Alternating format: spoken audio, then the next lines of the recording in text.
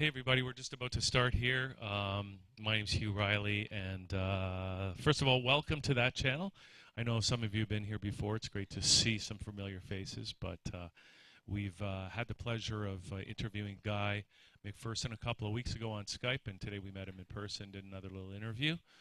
And I'm just going to say, if you've got anybody out there who wants to tune in and they couldn't make it here tonight, they can go to thatchannel.com. And we're streaming it live, and people are wanting to get in the elevator. So I'm going to turn this over to Martin Halliwell, who will be the MC for tonight.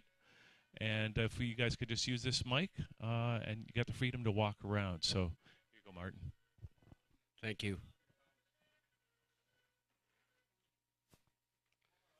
It's my pleasure to do the introduction for Guy McPherson, and I've followed Guy for quite a number of years. I myself am an engineer. I'm a businessman. I have 300 employees, so I've embedded in the business community. I'm concerned about abrupt climate change, and I read extensively on the topic. I'm gonna read some of this. Typically, I don't read things like this in the talk, but I think this is apt. Our world is changing quickly, and in order for us to stand together and make good decisions, we need accurate, timely information. But today's science, especially climate science, is being repressed and politicized. Tonight you'll hear from one academic whose choice to speak out about the disturbing trend of abrupt climate change. So Guy is a PhD, University of Arizona, emeritus professor, famous teacher at that facility, and political pressure and personal choice made him walk away from civilization, which is obviously difficult to do. And I respect him. As I said, I followed him for a number of years. I believe he's a man of compassion, and he connects the dots. So as an engineer, we can look at reductionism of one case. We can ignore methane. We can ignore certain tipping points. And Guy's done a very good job through his Nature's Best Last website and shows to connect those dots and talk about the tipping points. So this is a gift economy that Guy practices. There's no specific fee to attend, but we do take donations. There's a box on the counter there. It'd be greatly appreciated. The money goes to Guy's expenses and his minimal lifestyle. Anybody who says that you make a lot of money by supporting the side of truth on climate change would be incorrect. And I encourage everyone to give something to Guy. It would be very much appreciated.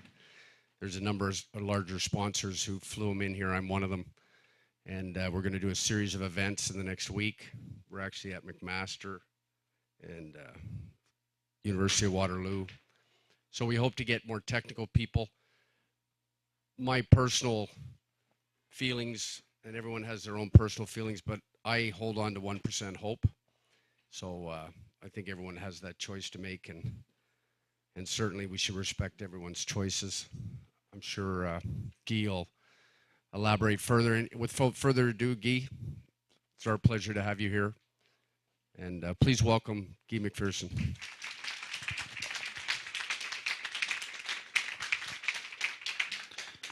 Thank you, Martin. Thanks to Ian Graham, and thanks especially to all of you for making the trip. I'm really glad to see the camera change, because for a while there, when Martin was speaking, the camera was on his butt. And I thought, I'm going to go up there and I'm going to be constantly checking. Does that camera make my butt look fat? All right. Can I have the next slide, please? Wherever it might lead us. Please. There. No, I mean the next one, which isn't even the next one. It's like this the next one. There we go. All right. The question to which I'm going to respond today is, how does one live with a terminal diagnosis? We've all been given one at birth. You all know that you're going to die. We all know that birth is lethal. Yet we walk around acting as if everybody else is going to die, but it's going to have no influence on me. My response to this information is action. I have never proposed inaction in response to our terminal diagnosis. And in fact, most people that I know about, that I've read about, that I've heard about, when they're in hospice, do not say, I should have bought more crap. Instead, when given a terminal diagnosis, they identify the important things to do in their lives. Completing relationships, seeing those people they've always wanted to see, going to those places maybe that they've wanted to go to, including deep inside their own heart. So, as Edward Abbey said, desert anarchist, action is the antidote to despair. If you despair after receiving this information, you probably understood it correctly, and I encourage you to act. In fact, activists have great difficulty accepting this message. People who are lifelong activists have thrown their lives into making substantive change in the world. And so they think what I'm going to tell them is that it's all been for naught. And that's absolutely not the case. We might not be able to influence the future. We certainly can't influence the past, but we can live in the here and the now, and we can try to make the world a better place. And we cannot be too terribly attached to the outcome, because I've been trying for many years to make the world a place, and every year the world becomes a worse place, smartphones notwithstanding. For more than 20 years in the classroom, I pointed out to my students that no significant problem could be improved by adding more people to the planet. And all of my students went on to have children. And I'm not attached to that outcome, or it would have driven me insane. Or you can't be attached to the outcome. You have to do what you think is right. You have to do it well, and you can't be attached to the outcome. As the protagonist in the latest Mad Max Fury Road says, I can't believe I'm saying this in my out loud voice. He turns to another actor and he says, hope is a mistake. If you can't fix what's broken, it'll make you crazy. That hope and fear are our projections into the future. We hope it's going to be a good world. We fear it's going to be a bad world. Why? Why don't we live here? Why don't we live now, trying to make a difference in our lives and the lives of the people around us? Next slide, please. It's not as if we weren't warned. It's a multimedia show. I'm looking all around for the slide. The United Nations director of the New York office of the United Nations Environment Program in 1989 said governments have a 10-year window of opportunity to solve the greenhouse effect before it spins out of human control. That appeared in every major newspaper in the United States because it was released by the Associated Press in late June of 1989. By my count, 1989 plus 10 years makes 1999, which was 18 years ago. And we didn't solve anything. The situation only became worse in that 10 years, and in the next 10 years, and in the next 8 years after that. Next slide, please. We were warned again, not by an individual in the United Nations, but by a body put together by the United Nations, the United Nations Advisory Group on Greenhouse Gases, in October 1990, just about 16 months after Noel Brown's infamous statement, pointed out that beyond 1 degree C, and this is 1 degree C above the 1750 baseline, that marks the beginning of the Industrial Revolution, beyond 1 degree C may elicit rapid, predictable, and nonlinear responses that could lead to extensive ecosystem damage. There's two important points here. One, rapid, unpredictable, and nonlinear responses. So that's another phrase indicating self-reinforcing feedback loops. Positive feedbacks that feed upon themselves. So the faster they go, the bigger they get, the faster they go. And the second point here, extensive ecosystem damage. The United Nations Advisory Group on Greenhouse Gases knew what was important. What's important for animals, including human animals, is habitat. Extensive ecosystem damage means you can't have this and also eat grass because there's no grass there. You can't have the Dust Bowl that never ends and grow enough food to feed a nation or a world. Next slide, please. The warnings continued. David Spratt indicated in retrospect that probably 1 degree was too high. Half a degree was the point at which we triggered a bunch of self-reinforcing feedback loops. You only know that you've triggered them when they're in the rearview mirror. And what were we doing? That whole time we were driving our cars, looking around, pump. Oh, I heard something. What was that? Look in the rearview mirror, and there's the child's dog. And we ran over it. And we didn't know about it until it was in the rearview mirror. That's self-reinforcing feedback loops. I've documented 5 or 6 dozen of them at my blog, and I stopped counting a little over a year ago. I want to talk today about habitat. I've already alluded to the idea that when we get rid of all the grass, we are the livestock. When we get rid of all the food, because of these self-reinforcing feedback loops that speed up the process of climate change, we get to the point at which we can't grow food. In other words, we don't have habitat for human animals.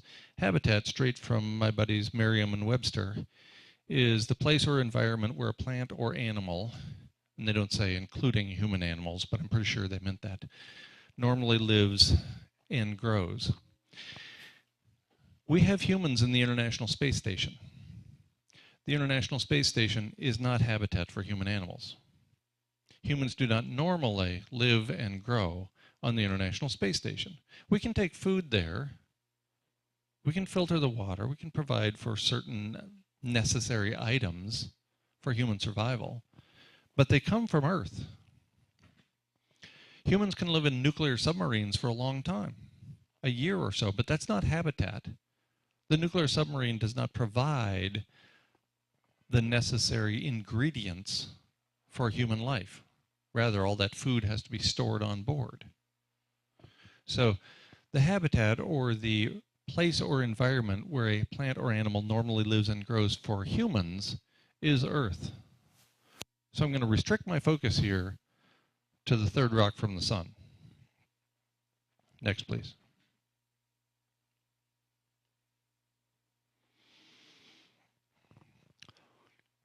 All of these large-scale assessments assume business as usual.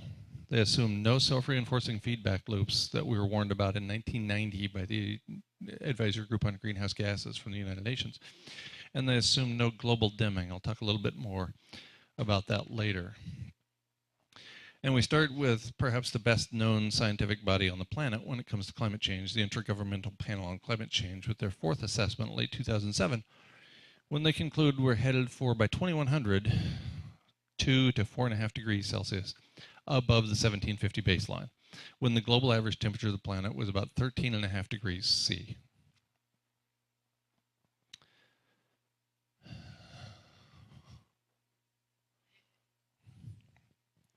My mom used to do that.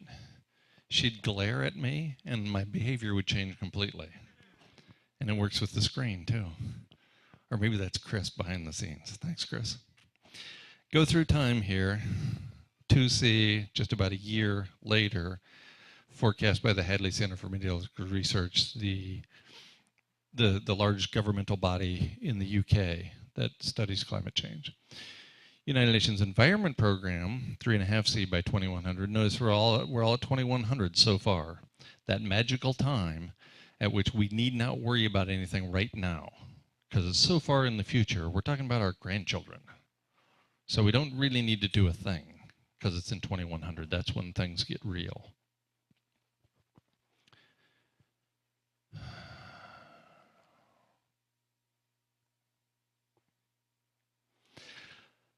Hadley Center says 4C by 2060. Ooh, that's getting a little uncomfortable. For comparison, Ice Age is 12 degrees Celsius. Civilization started popping up all over the planet, like trolls on YouTube, at 13.5 degrees Celsius. 1.5 degree difference made the difference between an ice age and the ability to grow grains at large scale. 1.5 degrees. So an additional 4 degrees C is a big, big deal. It's difficult for me to imagine humans surviving that just because our habitat would go away. And then we go up to 6 or 7 degrees by 2100, up to 5C by 2050, up to 6C by 2050. The hits keep coming. And very recently, as in a couple of days ago, BP and Shell indicate they're planning for catastrophic 5 degrees C warming above the 1750 baseline. So publicly, they support the Paris Agreement, whatever that means. But privately, they're planning, and I'm not sure how you plan for an event that I have a difficult time imagining there will be humans on the planet. How do we plan to make money if there's nobody to sell our gas to? Not sure about that. Reminded of my favorite line from that philosopher, Mike Tyson. You might have known him as a boxer, but now he's a public speaker and something of a philosopher. He goes around, and his famous line is, everybody has a plan until they get punched in the face. So I don't know what they're planning for, but I think at 5C there's going to be a big old punch in the face. Next slide, please. Our response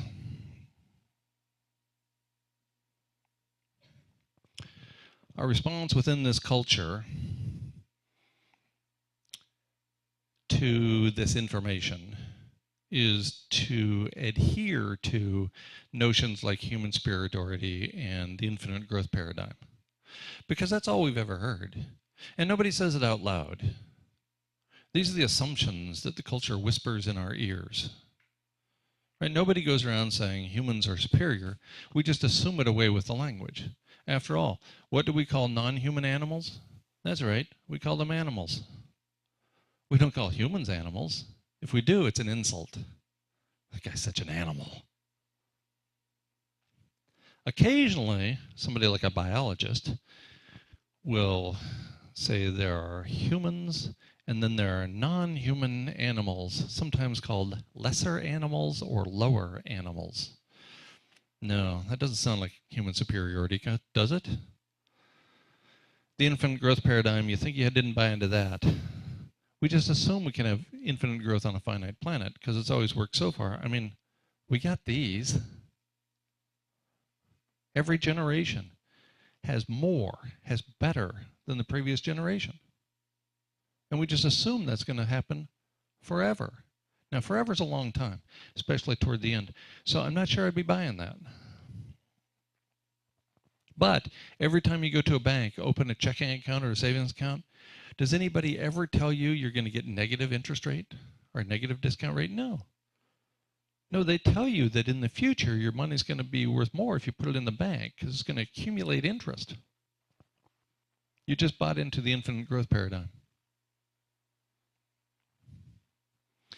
More is better. Of course, we hear that all the time. That's how things are going to be for future generations. This civilization, like others, monetizes essentially everything. Everything we can manage to monetize, we do. When I was touring New Zealand this year about this time, of course we pay for the water that comes out the taps. It's absurd to think otherwise. Of course you have to pay your water bill. Of course you have to pay for food when you go to the grocery store. But until a few thousand years ago, for the first, say, 290,000 years of Homo sapiens on the planet, nobody paid for any of that. You went around, you picked up the food off the ground. You drank the water from the streams. I wouldn't recommend that today. It's bad for your health. When I was in New Zealand about this time last year, New Zealand Air was being sold for 85 cents a breath in Beijing, in steel cans. There's no way that pays. But we monetize everything, including the air we breathe. We monetize songbirds. We monetize all life on the planet because we treat all life on the planet as resources for us. There again, buying into the myth of human superiority. Hope is unimpeachably good. I hear all the time that I've given up hope. Yes. Yes, I have. Because hope is bad. Hope is our projection into the future. If you look at the definition of hope, it actually says wishing for an outcome over which one has no agency.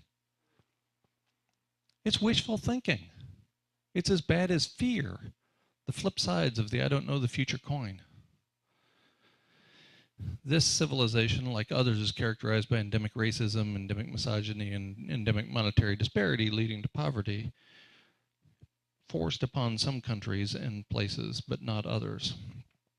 Our response to all of this information, next slide please, is we go over the cliff, looking at our smartphones. I'm the third person in line there. It's not that I'm guilty like everybody else, right? I bought into the whole thing. I held out as long as I could before I got a flip phone. But then it's just this one-way road, right? This whole technological runaway train. Just because I refuse to buy a flip phone doesn't mean that flip phones don't exist. Doesn't mean that there aren't children making 4 cents a day working in a factory in China. I didn't stop any of that, whether I buy the phone or not. That's going on. So I suspect the point of no return was somewhere around harnessing fire. Once we did that, then we started adding technology, so we don't need fires anymore. Then we invented language that allows us to communicate across the miles, and then we built nuclear power plants to boil water. And so we made all these steps along the way, and every single one of them made sense at the time. And now the collective nature of them indicates that maybe we took a wrong turn somewhere along the way. Next slide, please. I like what Farley Mowat says about this. We think we're under some gross misconception that we're a good species going somewhere important. At the last minute we'll correct our errors and God will smile on us. It's delusion. You cannot spend 50 generations shitting in your own nest and not end up with poop on your feathers. It's just not going to happen. And the delusion goes back a long time. God will smile on us. The last minute will correct our errors. The last minute was centuries ago. Maybe only decades with respect to climate change, but still a long time ago. And there's no blame here, right? What good does it do to blame your parents or their parents or your great-great-great-grandparents? Everybody was just born into captivity. They just showed up at this certain time in history, and everybody was driving cars. And so, of course, I got a car. Of course I got a phone. Of course I got a phone that had standby. I had to stand next to it and dial numbers. If anybody had 2 zeros in the number, I wouldn't call them because it took too long. And then we got flip phones and smartphones, and what are you going to do? We were born into captivity just like everybody else. We didn't get to vote on it. Did anybody here get to vote on showing up? No. No, you're not some being flying through space thinking, where would I like to, I think February 29th, 1960, I'm going to be born on Earth. Yeah, I vote for that. No, we didn't get to decide that.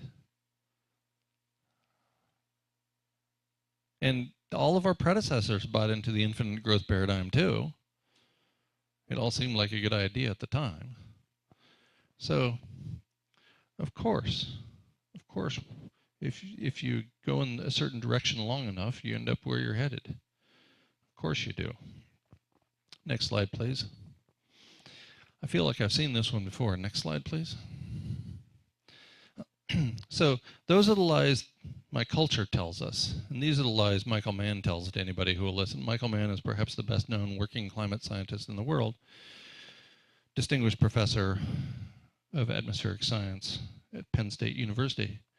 And I'd like to point out some of the things he wrote about me in the Washington Post in an article called Doomsday Scenarios Are as Harmful as Climate Change Denial. It's in the Washington Post, July of this year.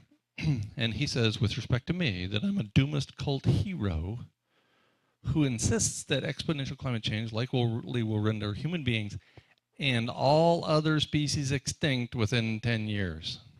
I never said that. I never wrote that. But apparently, if you're Michael Mann writing for the Washington Post, you can write whatever you want.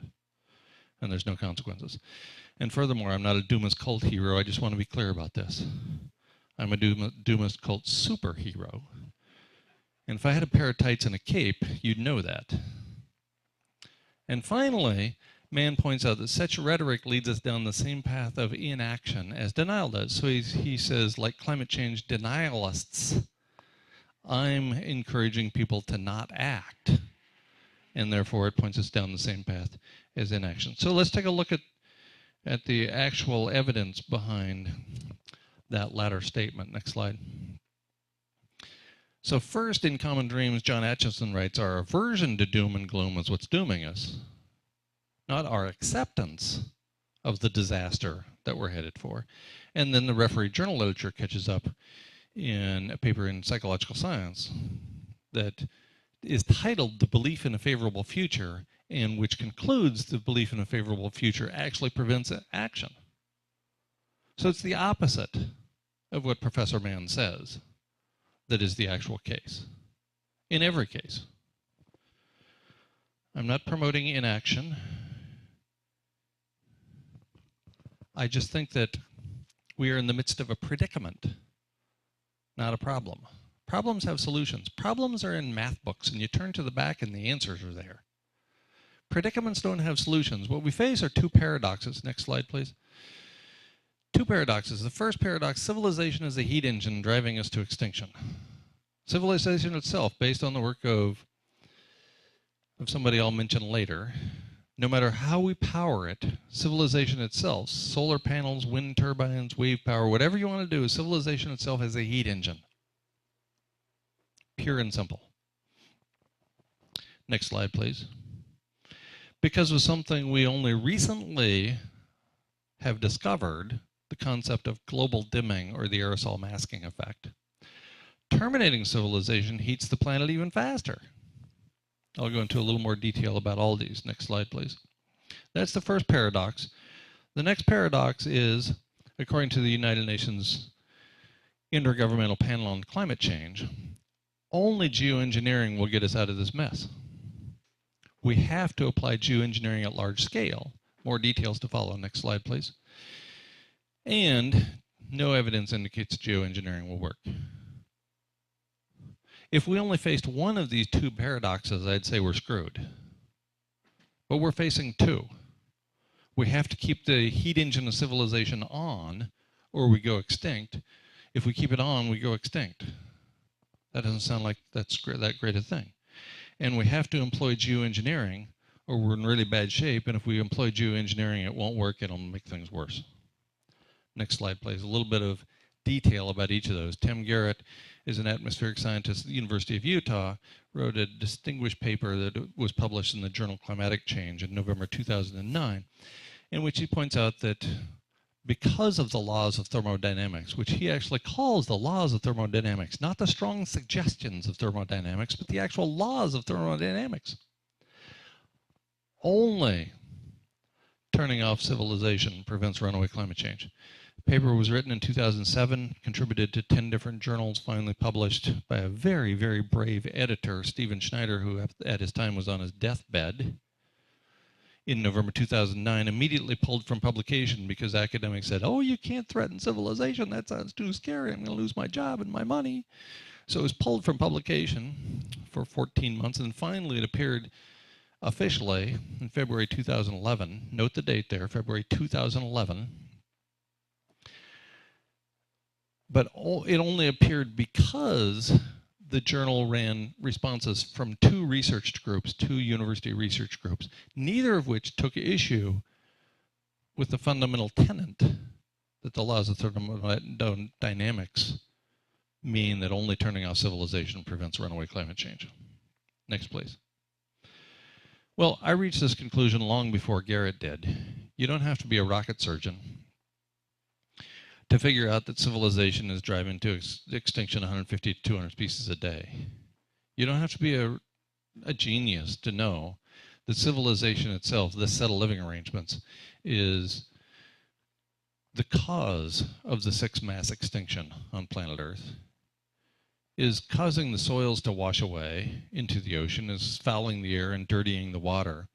You don't have to do anything except use your eyes and look around to realize that turning every single piece of the planet into what we call resources so that we can go faster. You don't have to be a genius to figure out that might lead someplace adverse. So I took action. I moved to a place in rural southern New Mexico I called the Mud Hut, and I put a bunch of solar panels on a straw bale house, built an outdoor kitchen, and built a kiln for making biochar so I could actually extract the carbon from the air or keep it from entering the air and put it into the ground where it does some good, and use the sun for heating, and learned how to grow food and preserve the food. And I document this in my 2011 book, Walking Away from Empire. And so I actually left. I abandoned civilization because I knew it was an unmitigated disaster. So I wanted to mitigate. And I thought, I'm a person of some privilege. I'm 49 years old, and I'm a professor at a distinguished institution, and I have all of these credentials behind me. And so if I just set this example, everybody will follow me.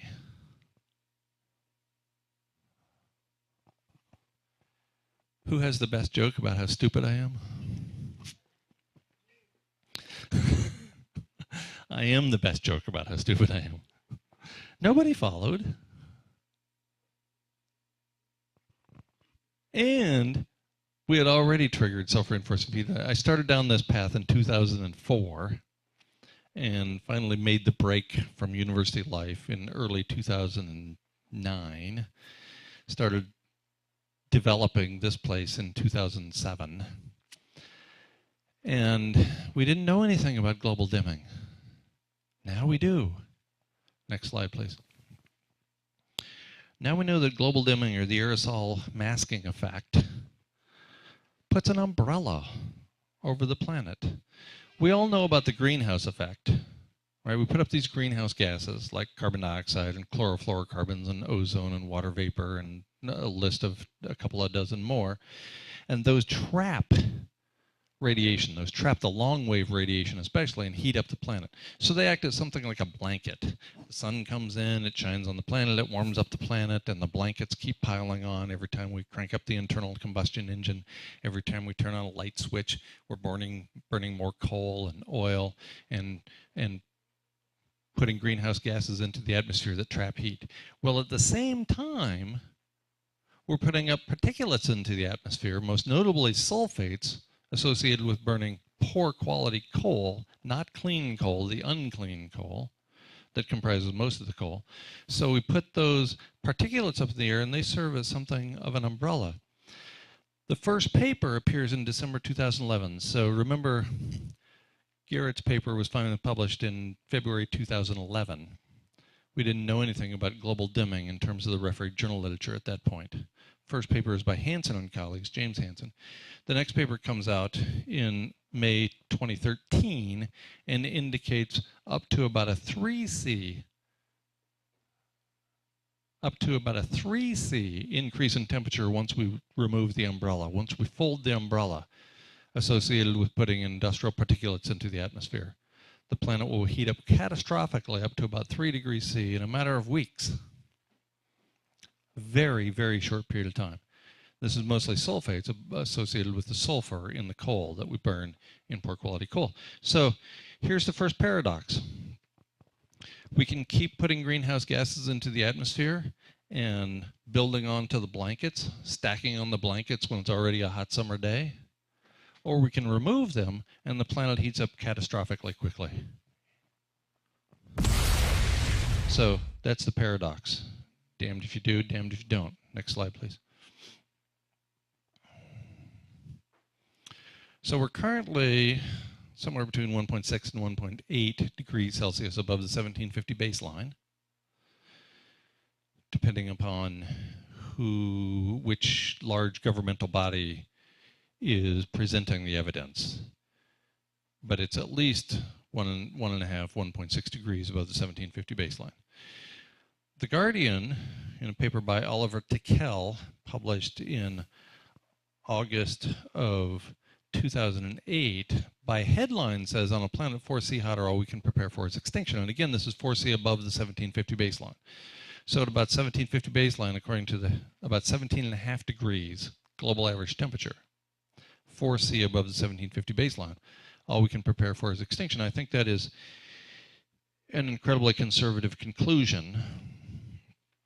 And I'll talk a little bit more about that shortly. Next slide, please. Collapse of civilization causes the temperature to rise even faster than it otherwise would have. So this takes us to 4.5 degrees C above baseline in a matter of weeks. Already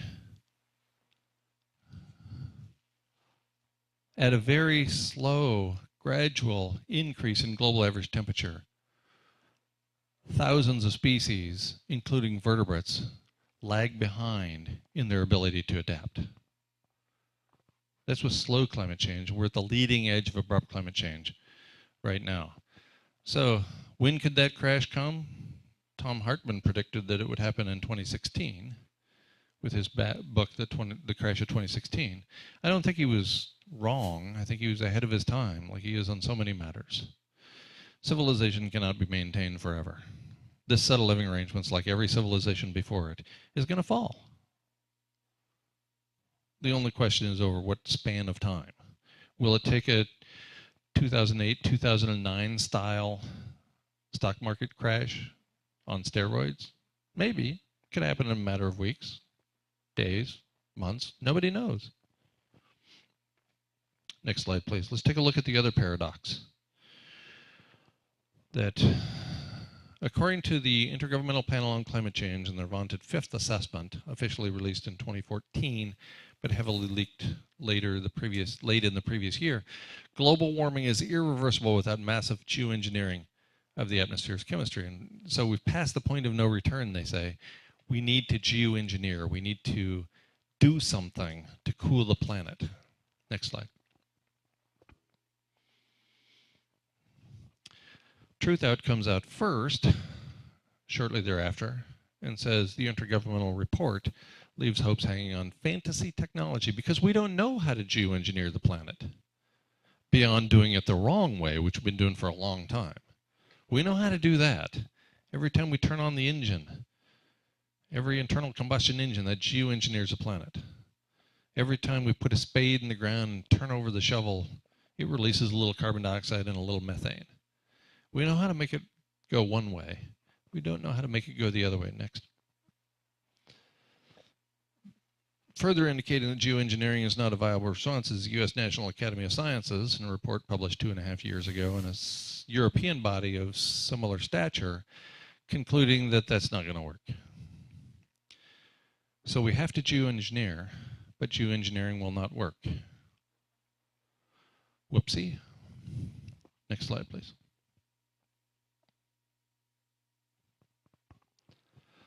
Even after, 2 years after those conclusions by the U.S. National Academy of Sciences and a European body of similar stature, James Hansen and a couple of dozen co-authors, concluded in a paper in Earth System Dynamics. So this is the referee journal literature. This is incredibly conservative referee journal literature. And they conclude by headline, Young People's Burden.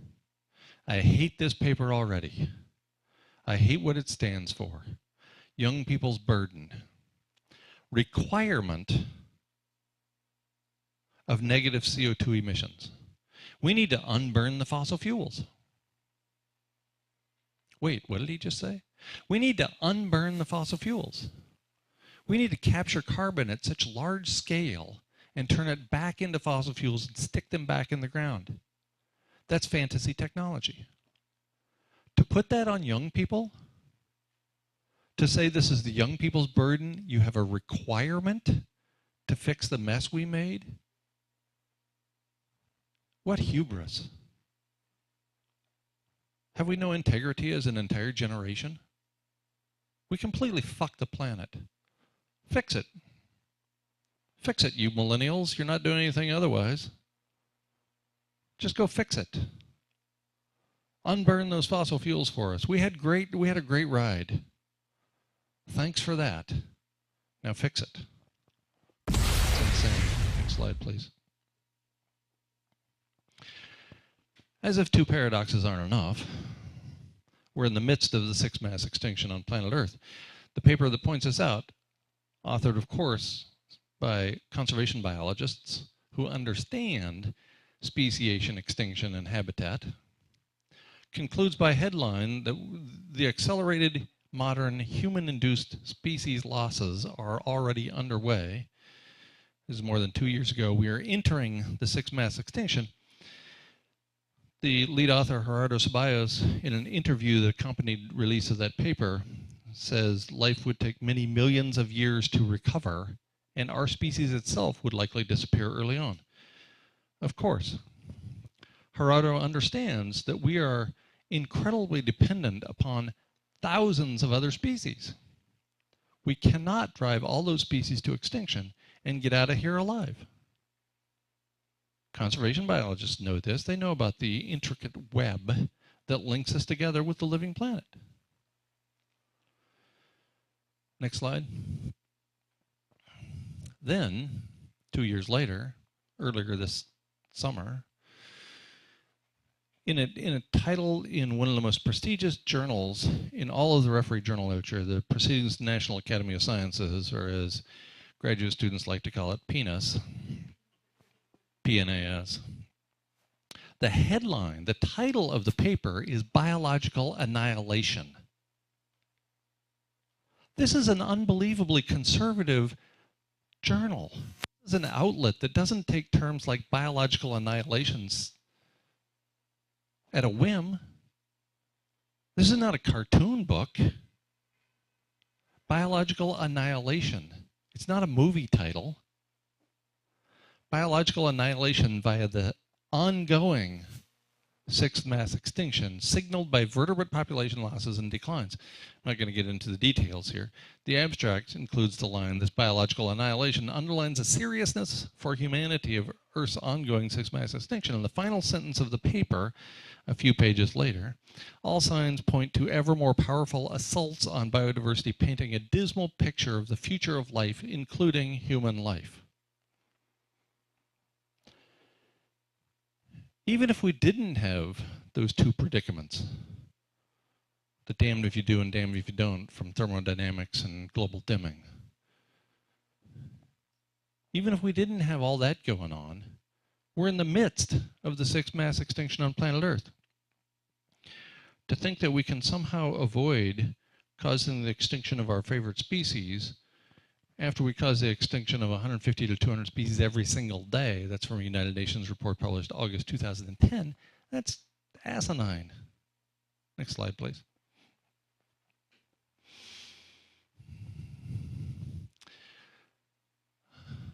I held back on the important stuff till midway through. All that's not bad enough. There's a paper, again, in the incredibly conservative referee journal literature, co-authored by 4 authors, 3 of them with the United States Naval Postgraduate College, so a fairly conservative institution, publishing an annual review paper in Earth and Planetary Sciences 2012 titled The Future of Arctic Ice. And they point out, given the estimated trend in the volume estimate for October to November of 2007, so looking back from 2007, one can project that at this rate it would take only 9 more years, 9 years beyond 2007, or until 2016 plus or minus 3 years to reach a nearly ice-free Arctic Ocean in the summer. And this is important. Ice-free Arctic, by definition, includes up to 15% of the Arctic ice covered by of the Arctic Ocean covered by ice, up to 15%, or up to 1 million square kilometers of ice. So when people talk about an ice-free Arctic, they don't necessarily mean every last little bit of ice is going to disappear. It's just almost all disappeared. because it's really hard to identify those pieces of ice that are tucked away in the nooks and crannies and the coves and the fjords all over in the Arctic, where there's just not that great of satellite data management going on anyway. So, Arctic ice is absolutely huge. How huge? Next slide, please. The President of Finland, in a joint press conference with President Donald Trump at the White House on the 28th of August of this year, says if we lose the Arctic, and he's talking about the Arctic ice, if we lose the Arctic, we lose the globe. That is reality. In other words, if we lose the Arctic ice, we lose habitat for humans at the global level. I'm stunned it hasn't happened yet. We have dodged 5 bullets. Right now, the volume of ice in the Arctic is lower than it's ever been at this date.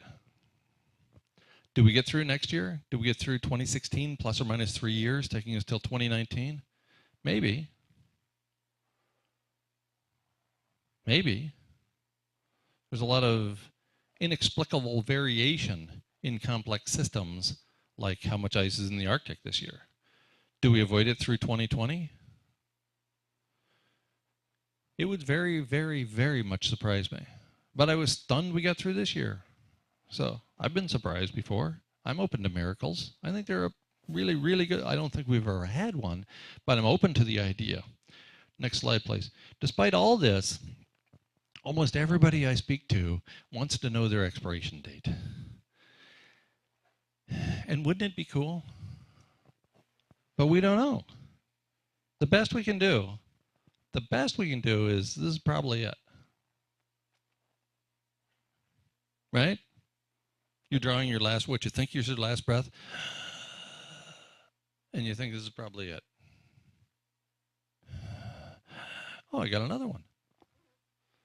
Edward Abbey, the desert anarchist, asked his friends to haul him out in a sleeping bag into his backyard in Tucson, Arizona, early in 1989. And he said, this is it. This is it. I'm going to die tonight. So haul me out in my backyard, and I can look up at the skies in my sleeping bag. They took him out there, and they left him out. They just sat with him for a while, and then they left him. And he's looking up at the sky. Pretty soon he's like, hey, guys, this isn't it. Can you come get me? So they hauled him back in his house, and he died a few weeks later. But this was 7 years after his doctor told him that he only had weeks to live. 7 years. So his first response when the doc told him you're terminal and you only have a few weeks to live, he says, whew, I guess I don't have to floss my teeth anymore. And he had the shittiest looking teeth you've ever seen when he died. So my point, and I do have one, is that we don't know. This is probably it, but we can't be absolutely certain. So please, floss your teeth. I still floss my teeth. I think we're close to the end. I still floss my teeth. You don't know. Next slide, please. So it'd be really cool if we had an expiration date on the bottom of our foot that told us when we were going to die, but instead it's like this. It's like I can't read that. It's like every once in a while you buy a can of peaches or something from the store, and the expiration date is just so fuzzy you can't really tell what it is. So if you catch it at the store, you put it right back. If you catch it when you're home, since you already spent $1.50 on that, you open it anyway, which is a little weird, right? You're risking your life to botulism because you couldn't read it. Anyway. The bottom line here, the primary point is that we are incredibly clever. There's no question about that. But we still need habitat to survive. Even what I've come to call Homo calidus can't get out of this one. We call ourselves Homo sapiens, the wise ape. We do it twice. Our subspecies is sapiens too. Homo sapiens sapiens. We're twice wise. But I don't think we are. I think we're clever. So I give us the name Homo calidus. Homo calidus. Even Homo calidus can't get out of this one. Calidus in Latin means clever. I think we're really clever. But without habitat, We might persist in the International Space Station. We might persist in nuclear submarines eating Soylent Green. We might persist in caves or in bunkers. But for how long? Do you want to be the last person alive? If to be the last person alive, you're eating canned peaches with the dead bodies of like-minded sociopaths hanging out there in your bunker with you? Life will take many millions of years to recover. That's been the case with each of the previous 5 mass extinction events. Many millions of years to recover.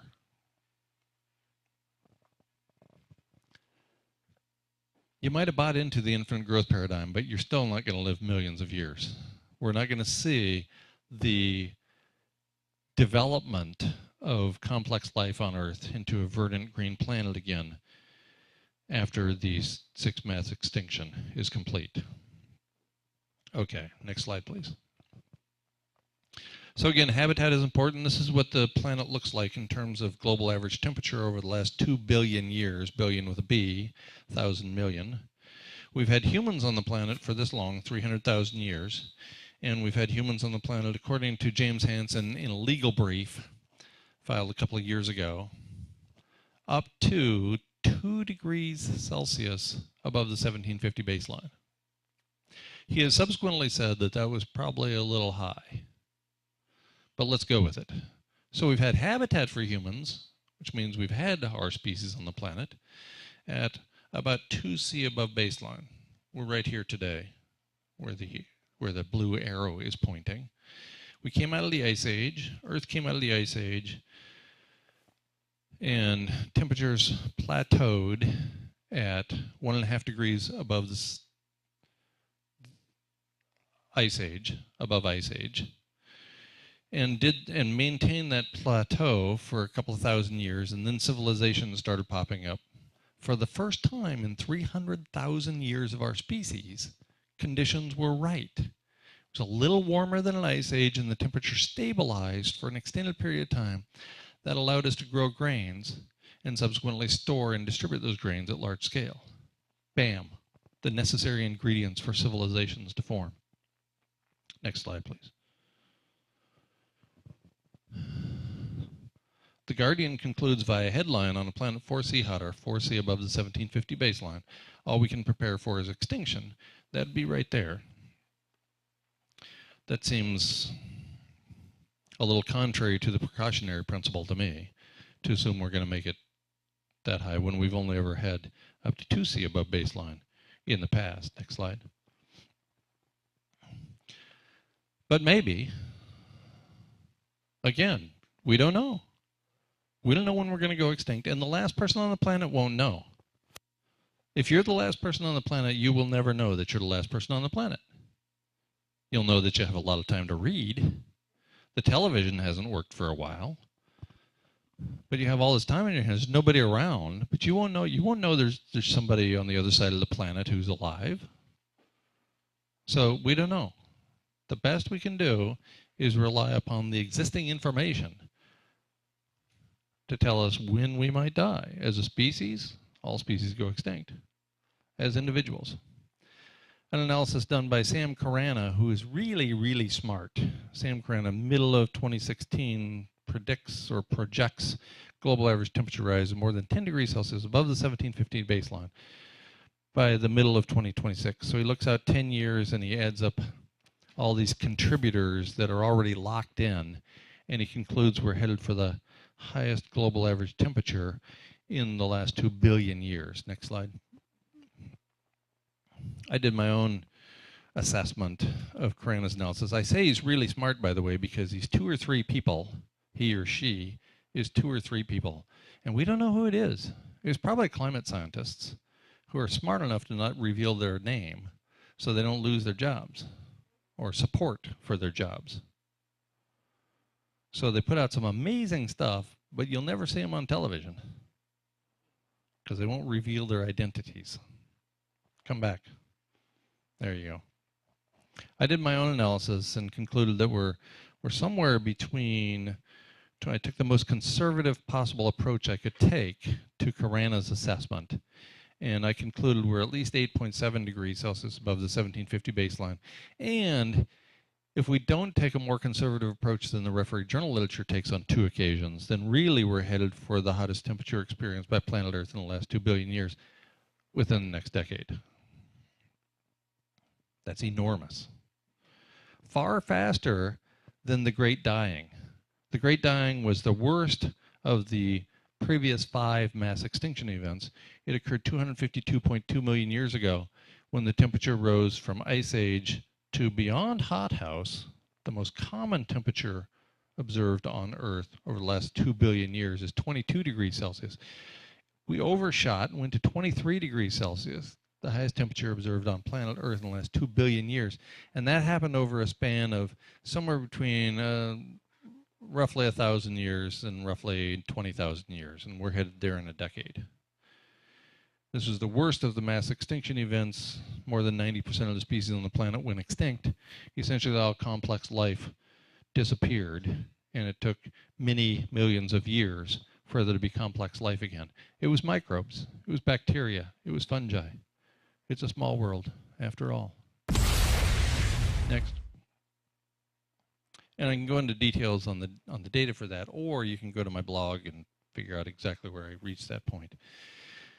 But I'm not suggesting that that it's going to take that long for us to reach that kind of temperature. Sam Kranick comes out later, and instead of just adding up the contributors, instead of adding up the 10-year lag in maximum heating associated with carbon dioxide emissions, we'll add that. And then we'll add up the water vapor effect, which is nearly instantaneous. And then we'll add on the methane release, taking a very conservative approach, and so on. And we get to a really high number in 10 years. If instead we take an exponential approach, as Karana did earlier this year, we get there in 4 years.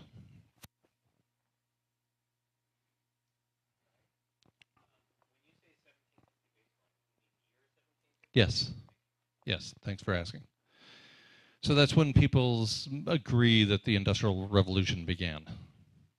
Lately, I hear more often 1850, but 1750 is when we started at scale using the steam engine and started throwing on the coal and so on. Next slide, please. I'm also not suggesting that you have 4 years or that you have 8 years. I don't know your expiration date, but the planet could warm up well beyond the point at which it has harbored humans in the past in a very short period of time. Natalia Shakova, along with her partner Igor Semeletov, have been studying methane release in the field in the Arctic Ocean for many years now. At the European Geophysical Union meetings in late 2008, they concluded that a release of up to 50 gigatons of methane hydrate is, quote, highly possible for abrupt release at any time. And they conclude that would add 1.3 degrees Celsius to the temperature.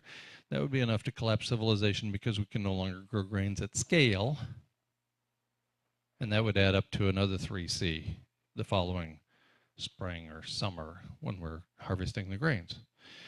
And this paper, which is only an abstract, was only an oral presentation. It's supported by later data by the same research team in Nature Communications earlier this year, and then with a paper out just a few days ago, about a month ago in fact, a completely separate research team reaches a similar conclusion. In a prestigious journal, our results highlight the complex interplay that led to distinct episodes of methane release.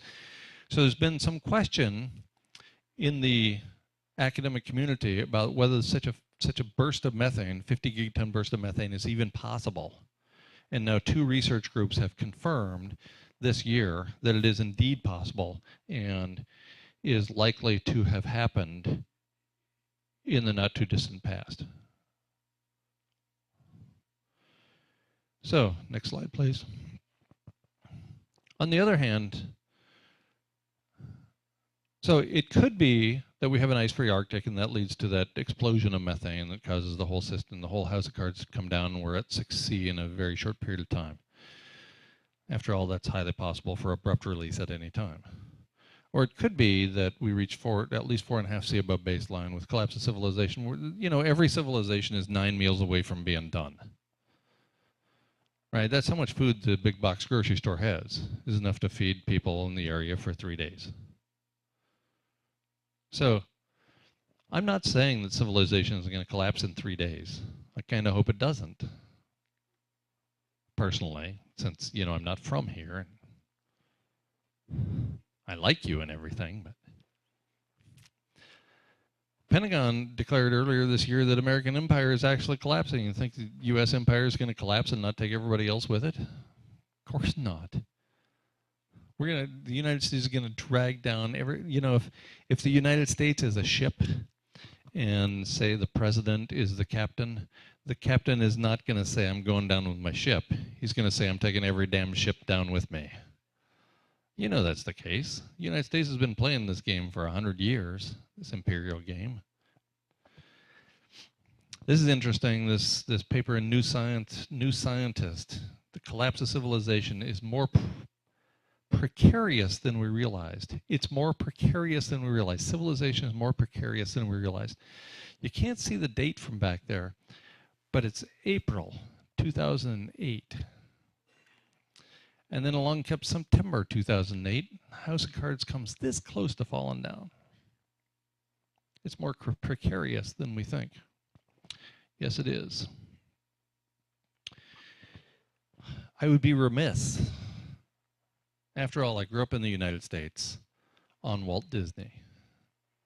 So I would be remiss to not leave you with a positive message. Next slide, please. So I do indeed have a version with a happy ending. Next slide. The happy ending, we get to die. Wait, maybe I didn't say that quite right. The happy ending is, yes, we will all die. All of us, every single person in this room is going to die. But on all the other days, we get to live. We get to live. Do you know the odds against you being here? Against this collection of DNA coming together in physical form? Do you know what the odds against that are? They exceed the odds against plucking a single atom at random from the entire universe. From the entire universe. We know a lot about DNA, and scientists are so good at counting shit that we know how many atoms there are in the universe. The odds against you being here, you sitting here in this room in physical form, exceed the odds against plucking a single atom at random from the entire universe. And you don't think you're awesome? You're amazing. Here you are.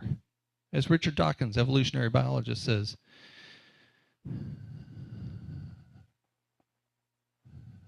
in the face of these stupefying odds, it is you and I that are privileged to be here, privileged with eyes to see where we are and brains to wonder why. Here we are. Next slide, please. People say, first of all, everybody wants to know their expiration date. I guarantee somebody's going to come up afterwards and ask me in some form when they're going to die. And I don't know. I wish I knew. I wish I had my death certificate. Everybody gets their birth certificate. I want to know what minute I'm going to die. That's the important one. I was born at 4:28 a.m. I've been a real inconvenience to my parents my entire life, apparently. Starting at 4:28 a.m. on February 29th. That would be Pacific time, by the way, in Wallace, Idaho, 1960. But I don't know when I'm going to die. That would be so convenient if I knew that. Because I got some things I want to say to people. Not all of them are nice, but they're mean people and they might beat me up. But if I'm going to die 12 seconds later anyway, what do I care? No, but seriously, it'd be nice to know. In the absence of knowing, I suggest various pieces of advice. I used to not do this, by the way, and people would get really mad at me. I used to be the consummate academic left-brain rationalist who would tell people that they were going to die, and then, like the completely heartless medical doctor with bad bedside manner, I would do the equivalent of look at my clipboard, never make eye contact with a patient, tell them they're going to die, and say, you got 6 weeks to live, be sure to pay the receptionist on the way out the door, and I got a golf game later. I would just present the facts. And then people told me, you can't be that much of an asshole. You can't. You can't do that anymore. You must look them in the eye and tell them they're going to die. Maybe that wasn't the exact advice. I don't remember some of the details. It's been a long time. So, I have a few pieces of advice. You don't need to take them. It doesn't bother me. For 21 years, my students never took my advice about not having children. I'm not attached to the outcome here. I suggest that even when we're dying, we remain calm. We recognize that nothing is under our control. Nothing is under our control, really. I mean, really little things. Like you could ruin somebody's day. It's hard to make somebody's day better, right? You can tell them, nice suit. I like the way you look today. You're very handsome. And they're like, yeah, and I sort of shrug that off. That gets a little weird. But if I said, Jesus, you're wearing that in public? You know, and if I did that every day to this guy, it'd ruin his day. Pretty soon he'd avoid me. So we do have a little bit of influence, if not control, over people's day, the people in our circle, right? The people we see on a regular basis, our family, our friends. Or if you act like that, your ex-family, your ex-friends. So remain calm. Nothing is under control, especially not in the big picture. Secondly, I promote the pursuit of excellence, which I've come to conclude is probably a mistake. There are no external rewards for excellence. None. There is no way you're going to get a raise in a culture of mediocrity by pursuing excellence. You're just going to piss off your coworkers and maybe even your supervisor, who's going to talk to you, pull you off to the side and say, you know, you're making everybody else look bad. We all know that story. I still suggest the pursuit of excellence, however you define that. Because at the end of it all, and even at the end of every day, you only have to face one person, really. You don't have to talk to your God. You don't have to talk to your supervisor. You don't have to talk to your spouse. You don't have to report. You don't have to check in with anybody except one person, the face in the mirror. That's the only person you have to face every moment of every day. If you can, in good conscience, look in the mirror and say, I did excellent work today. I pursued excellence today. I wasn't an asshole all day. I was compassionate towards people.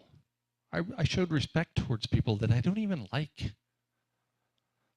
Then that's not such a bad feeling, is it? And then the pursuit of love isn't such a bad idea. I don't appreciate that it's cut off.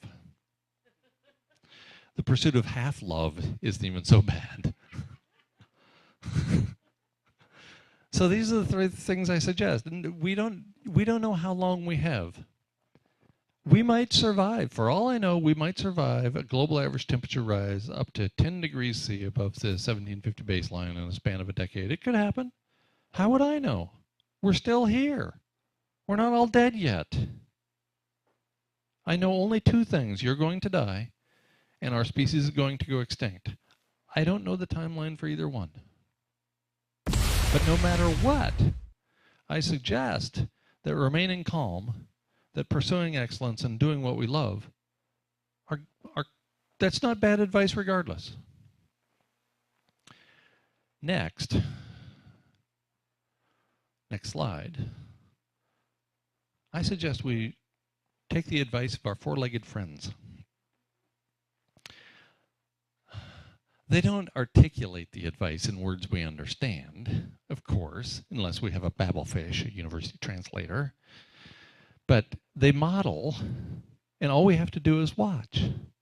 So you go to the park, you walk your dog. The human has all this stuff going through his or her mind, right?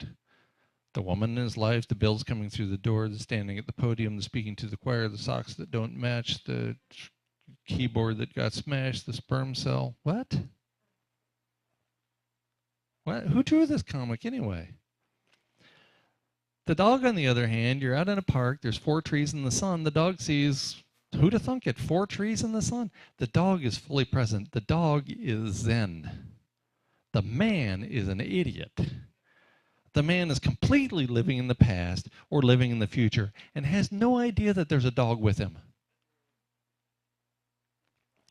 Take some advice from your four-legged friends. Roll around on the ground, not in dog shit, just around on the ground.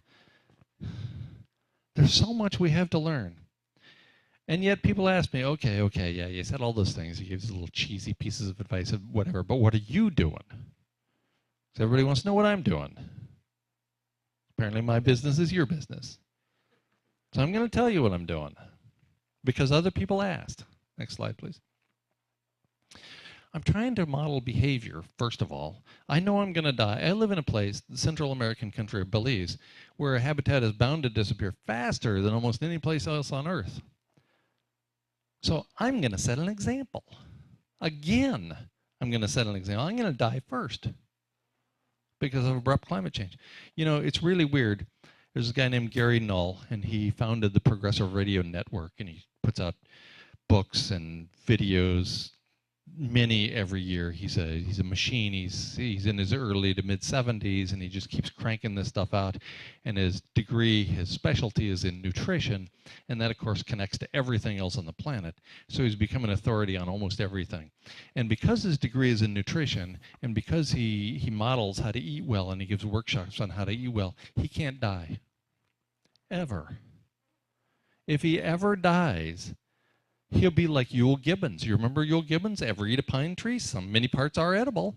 Well, then he died when he was young. Or Jim Fixx, the marathon runner, he died young. So don't run marathons and don't eat pine trees. That's a lesson. Gary Null can never die. Never. Because he's a nutrition guy. And then if he dies, people say, see, he died anyway. I'm gonna go back to bacon. I, on the other hand, the instant I die, I'm setting an example. He did it. He died from abrupt climate change. He was right after all. I'll do anything to be right.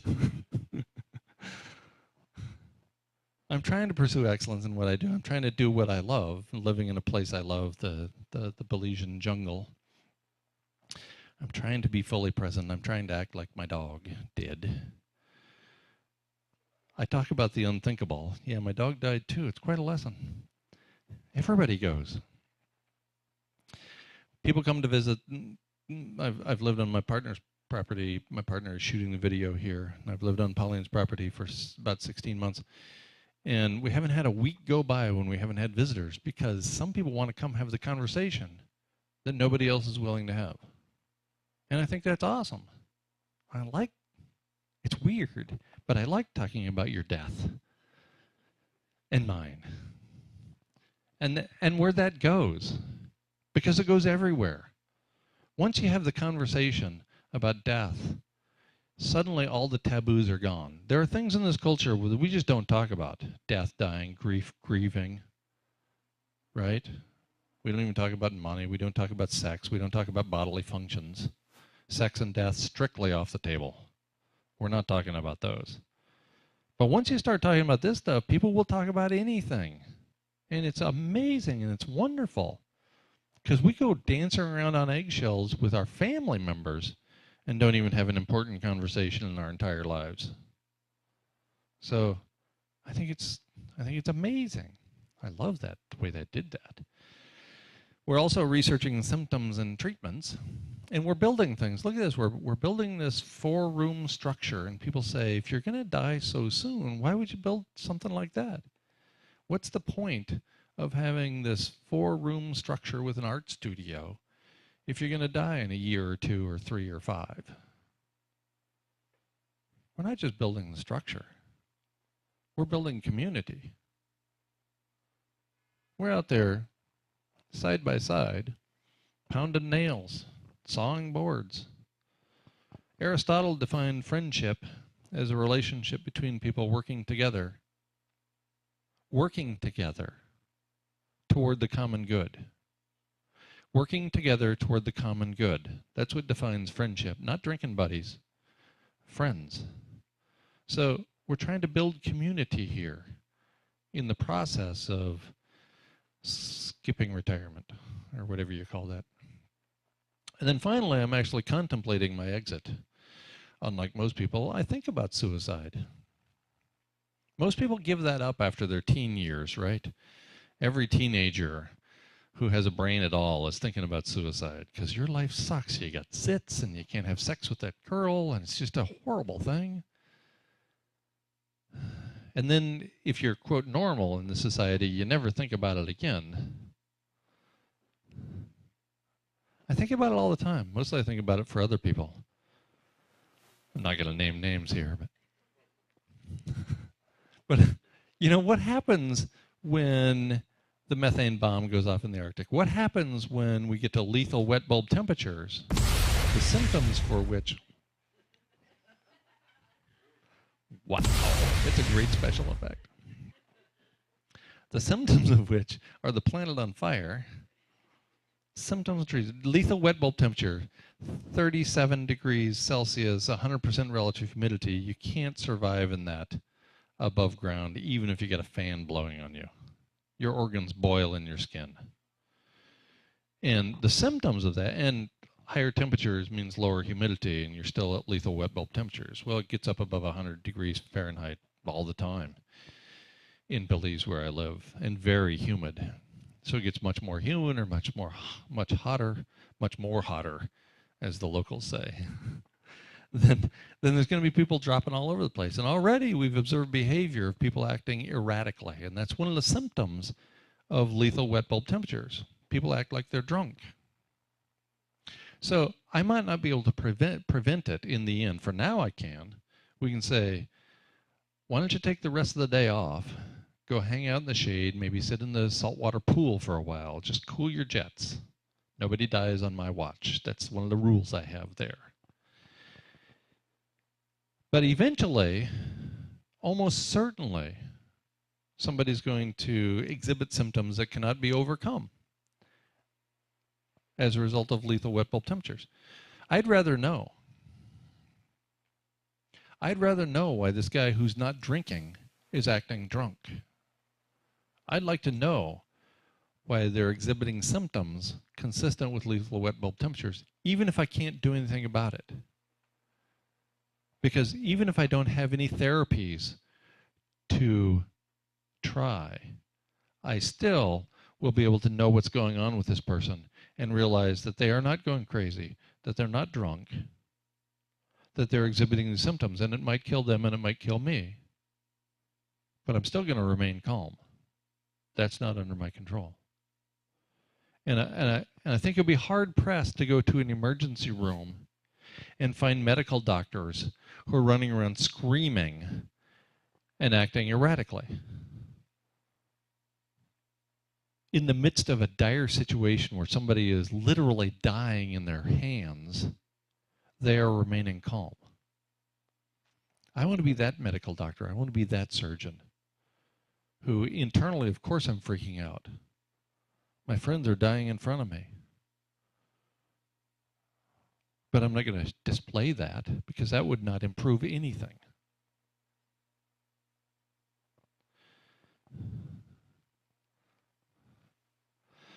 I'd love to hear what you think. Next slide. Is there a next slide? Apparently not. If it is, it's really dark. I'd love to hear what you have to say. Let's not show that. Let's just go back up one. The other up. Thank you for listening. I'll gladly take your questions and comments. Yeah.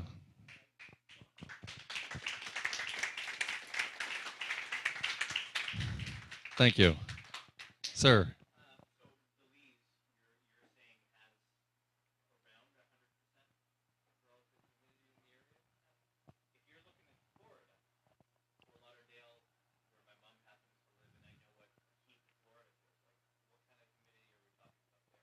Nearly 100%. Yeah, if you're close to the ocean, and yeah, that's not the heat. That's the humidity. Yeah, you know, Florida, Belize. In fact, the first time I went to Belize, I went to my medical doctor and I said, I'm going to Belize, so I need some malaria pills. And she was from Argentina, and she said, are you crazy? Have you ever been to Florida? I said, yeah, I've been to Florida. She said, did you take pills? No. She says, do you think everybody who lives in Belize is taking pills all the time? Well, no, probably not. She says, you don't need those. If you're really worried about it, drink some, what? Tonic water. Drink tonic water, because that's the same thing. But I took the pills anyway. But now that I live there, of course, I don't take pills to ward off malaria. But I still floss my teeth. It's really kind of a weird paradox. So, yeah, you know, places that are close to the equator are going to lose habitat fastest. And I used to think that the northern hemisphere, especially Central America, would be years, many years ahead of, say, Tasmania, Australia's southern island state, or New Zealand, or places like that. And that's why Steve Wozniak lives in Tasmania to this day, by the way, because he contacted me late 2012. He says, I've been following your stuff. And so, of course, I'm going to take my millions of dollars. Sorry, I can't invite you. And I'm moving to the southern hemisphere soon. And sure enough, 2 years later, he moves to Tasmania because there will be habitat longer. I used to think it would be years, 10 or 15 years longer. But now I think it'll be 10 or 15 days, and I bet he's pissed. Because he moved. He hates to fly. And he went there with his wife, Janet, and they live in this place, and I don't think he wanted to go there, really. He was teaching 5th grade. You know, he did that voluntarily, which I think is pretty cool. He went and taught elementary school's kids, presumably for no pay, or for effectively no pay for him, because he just likes doing that.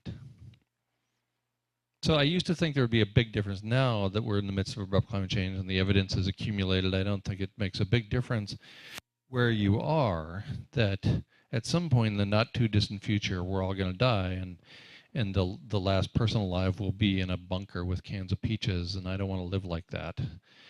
And I don't judge people who do want to live like that. I have a root cellar at my place in New Mexico that has more than a ton each of rice, beans, spaghetti, wheat, and honey, because we all know that tea is just carrier for honey.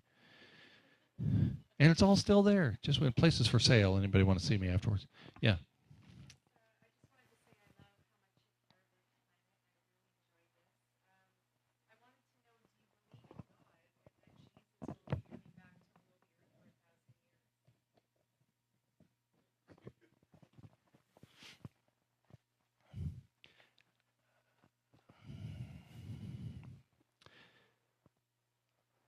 So much of my message is divisive. And it really, no matter how I answer that question, it will divide us.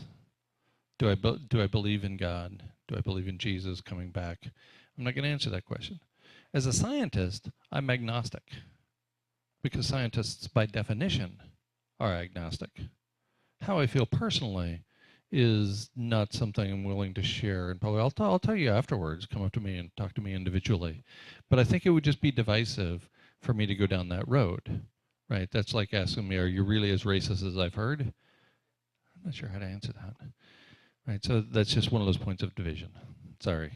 So I'm agnostic scientifically because scientifically there are some questions that we cannot answer. And that's one of them.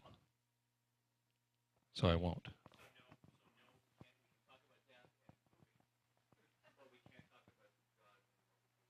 Well, you can.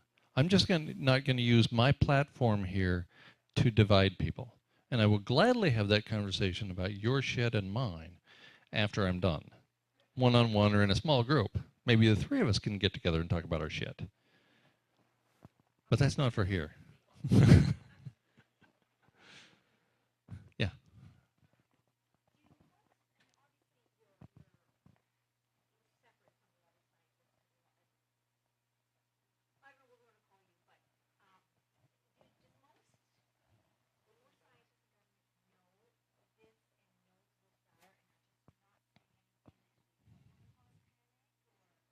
I was on an email chain involving Tom Hartman and Michael Mann a few years ago.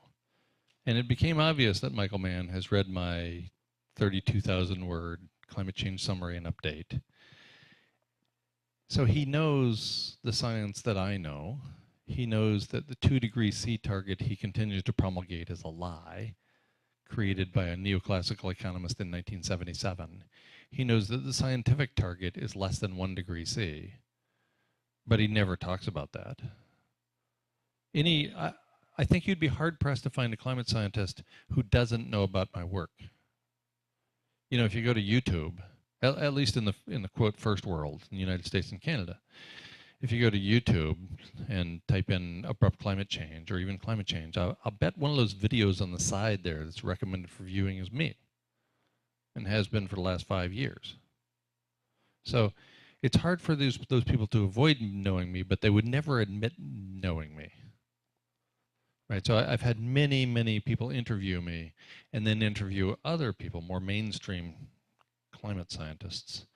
And as an aside here, climate scientists almost uniformly have degrees in astronomy and physics. None of them have a degree in biology, much less conservation biology. So they think we can tech our way out of anything. In any event, there would be no support for these people. I've had lots of interviews, and then the interviewer goes on and interviews somebody like Michael Mann or some other climate scientist. And then they tell me off the record that Professor X agrees with everything I'll say, but they won't say it on the air. So I get this kind of feedback every month, essentially, from somebody who interviews people who are unwilling to tell what they know is true. That's why do you think Sam Carana is Sam Carana? It's 2 or 3 people, and they're not telling us their names. Because if they did, you'd never hear from them again. They'd be painted with the crazy brush that I've been painted with. And worse, far worse in my personal case. Yeah.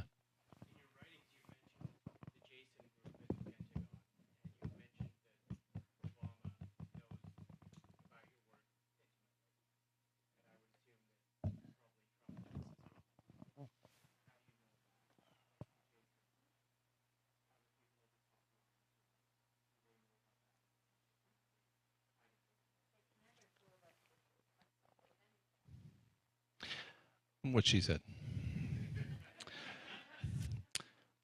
I have received heavily redacted documents from the intelligence community of the United States indicating that I had been surveilled since at least 1996 and that I had an NSA contracted spy in my classroom in 2005.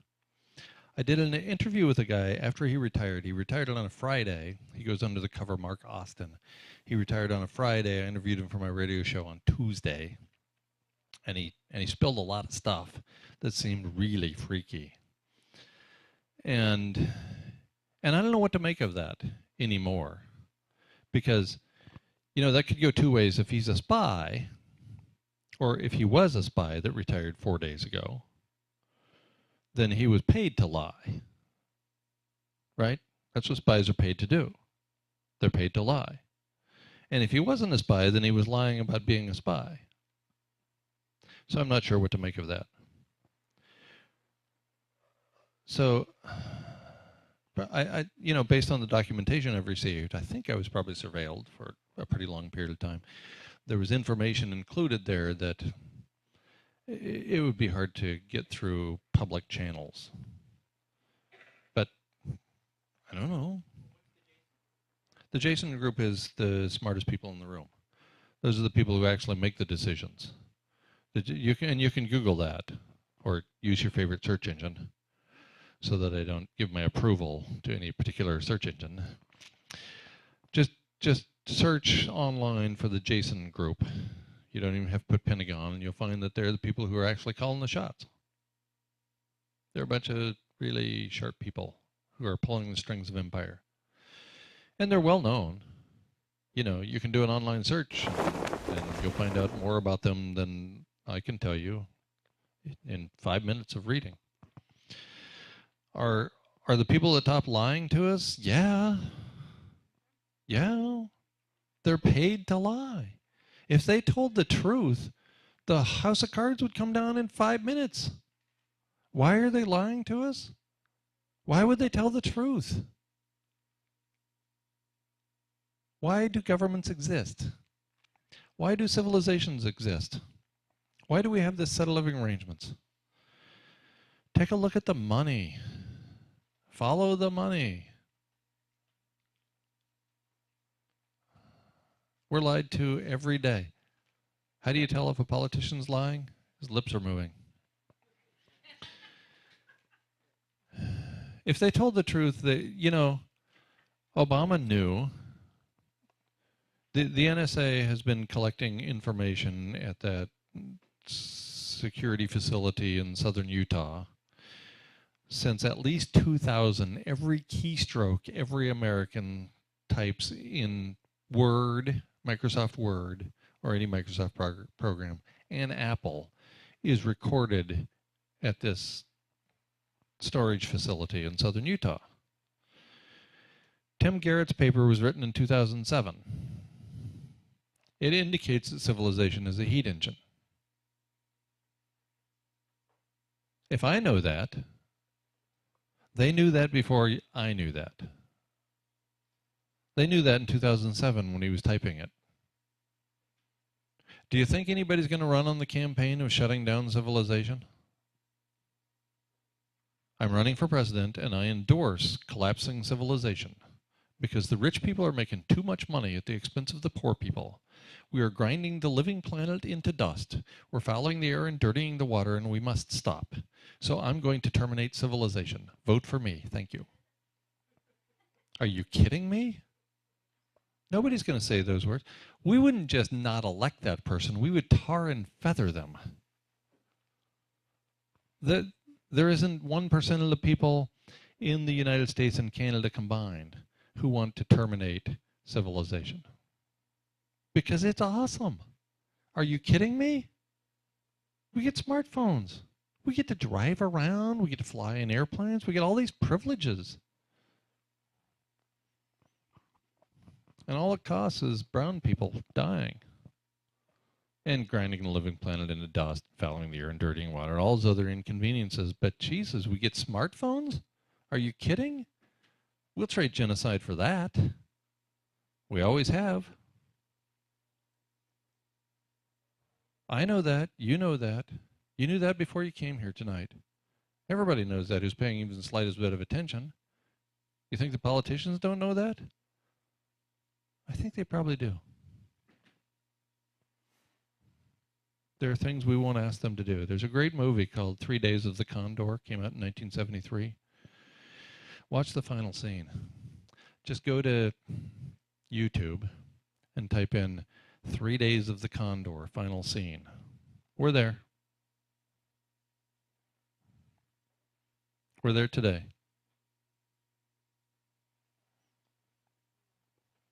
Yeah.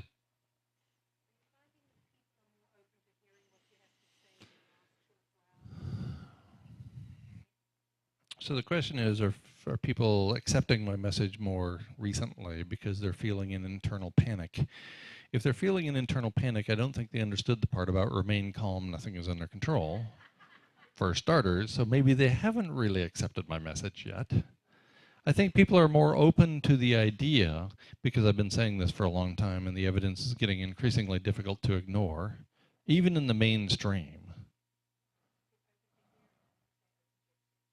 Thank you for the clarification. Yeah, I think they're more open to hearing it in the relatively recent past. As an example, I toured New Zealand 3 times, about 2 years apart each time. So last year and 2014 and 2012. And in 2012, all I got was people who yelled at me. In 2014, I'm giving a talk, and it's a room like this one. So the screen is here, and the only door out is right here. And there's 2 older men sitting in the back. Looked like they were maybe twins, 1,000, 2,000 years old. And they get up and they shuffle to the front, you know, like old people do. Like, and it took them 20 minutes. And they get all the way up to the front, and they get to the door behind me. They circle the crowd, and they come up and they get to the door. Shuffle, shuffle, shuffle. The guy turns around and he says, "Don't listen to a fucking word he says. He's an asshole." Then he flips me off and he goes out the door. And he was like 1,000 years old in New Zealand, where people are polite. And nobody did that in 2016, so I think everybody's just, hearing it nicely. It's an anecdote, I know. No, but it is becoming more clear when I first started talking about this in in my out loud voice in 2012, I met some resistance. Like, I'm surprised I haven't been killed yet. Yeah.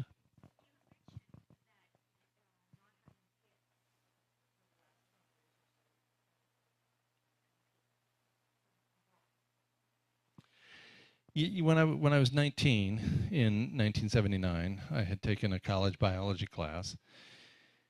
Limits to Growth had been out for 7 years, and I recognized that, again, there's no significant problem on the planet that can be improved by adding more people to the mix. And I'm not making any sort of judgment about people who have children, because fighting evolution is tough. You know, overcoming evolution by natural selection, which screams at us to procreate every waking minute of our day, that's hard. That's tough to overcome. You gotta have a lethal mutation that won't allow you to breed in order to not breed.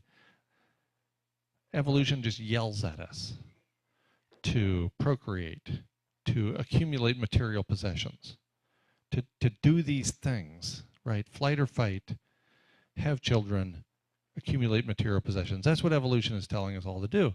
And to not do that makes you some sort of weirdo who doesn't have kids and who lives off grid, leaving a six-figure job behind voluntarily to opt out of society. So I'm crazy on two fronts. Maybe they're genetically linked.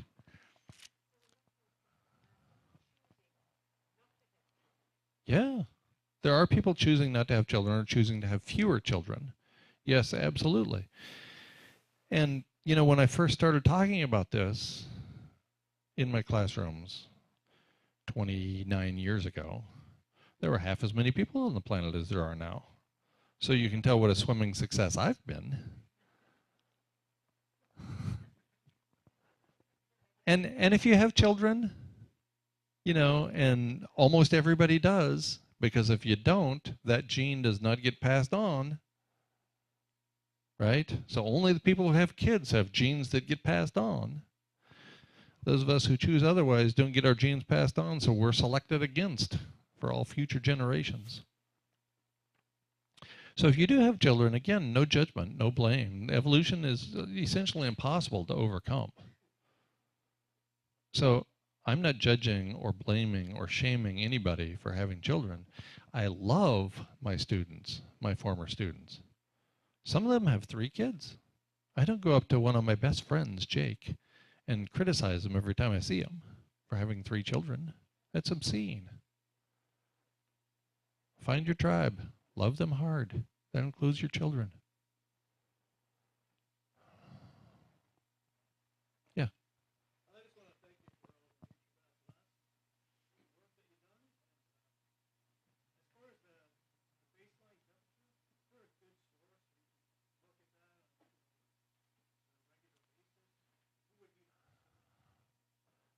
You mean for the baseline temperature being 1750 or for it going up?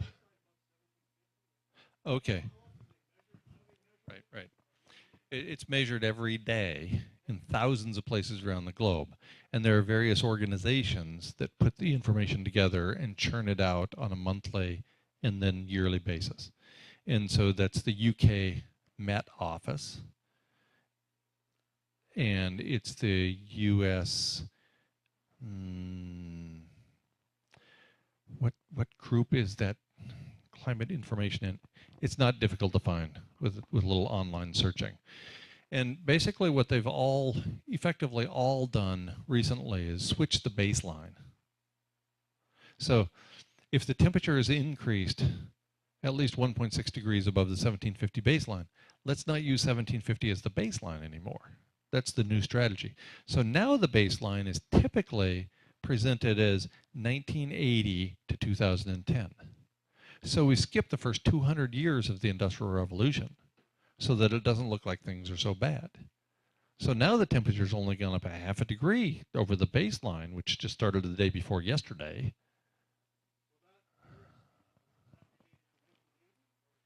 No, that's related to 1850, interestingly enough. Yes, absolutely, because somewhere along the way, the decision was made at a large scale to not report 1750 as being the Industrial Revolution. It was 1850. And we're already, you know, the preferred target was 1.5 C above the baseline. Yeah, at 1850. But it really, if they're serious, it's 1.5 above 1750, and we're already higher than that, and we were at the time. And two, if collapsing civilization as a result of the loss of global dimming causes the temperature to go up, and not collapsing civilization because civilization is a heat engine causes the temperature to go up, then where do you think it's going to go? I think it's going to go up. And so 2 is in the rearview mirror decades ago as a result of global dimming.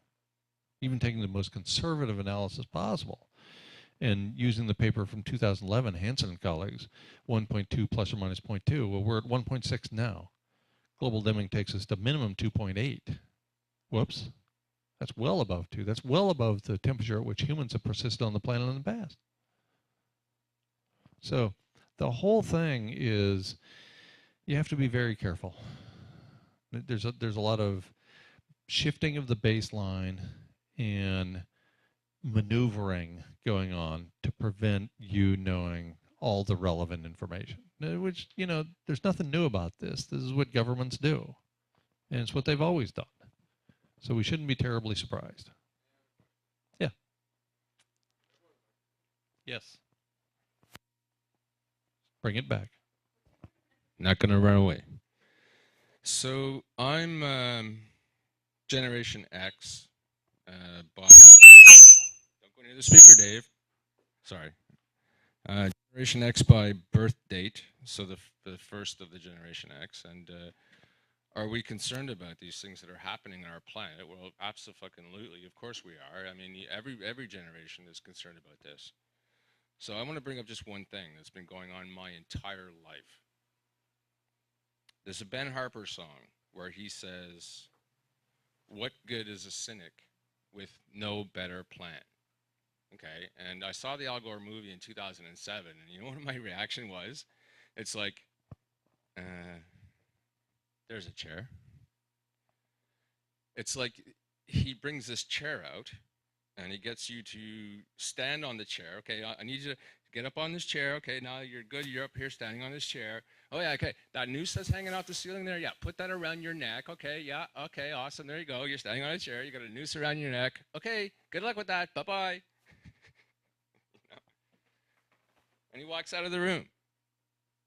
So all my life, there's been people standing in front of me telling me that these horrible things are going on, and I know that they're going on or whatever, but where's the solution?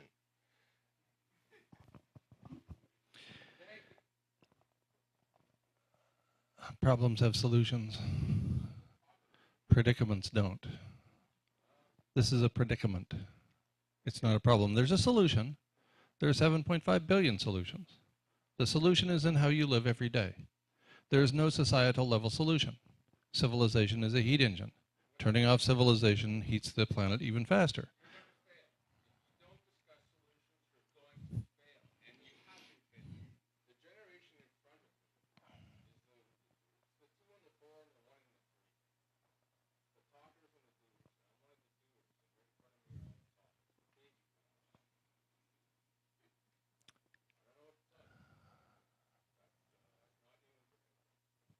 Do what you love. Do it well. Scratch any cynic and you'll cover a disappointed idealist. I prefer to quote George Carlin.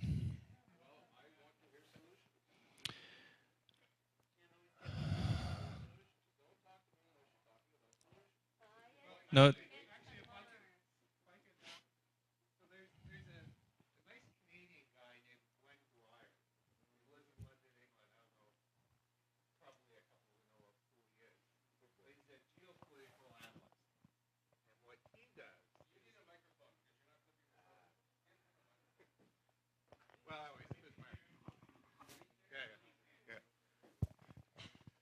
So a guy named Gwen Dwyer, he lives in London, England. He's a geopolitical analyst. And what he does is he interviews retired generals from all over the world. And these guys are thinking about solutions. And he wrote a book, I think it was 2008, where he interviewed British generals whose objective was get Britain out of the EU in 2008. And he went public at this time, well before Brexit. And it's purely a global warming play to get Britain out of the EU. And his big worry is actually in India and Pakistan. He thinks that's the real hotspot where they're going to have issues with water. And both, you got basically two countries with nuclear weapons who are going to fight for water. And democracy is not a good situation as far as he's concerned, as far as India. When you got people basically dying of thirst in India, and they're a democracy, they're going to do something. So, yes, there are things to do, but predicament?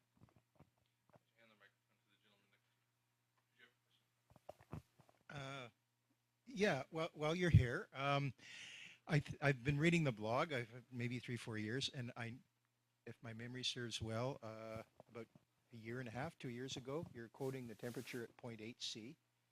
Today I'm hearing a 1.6, maybe 1.8. That's a doubling. So if it took 200 years, say, to get to 0.8, so now is it 2 years that we're at 1.6 or 1.8?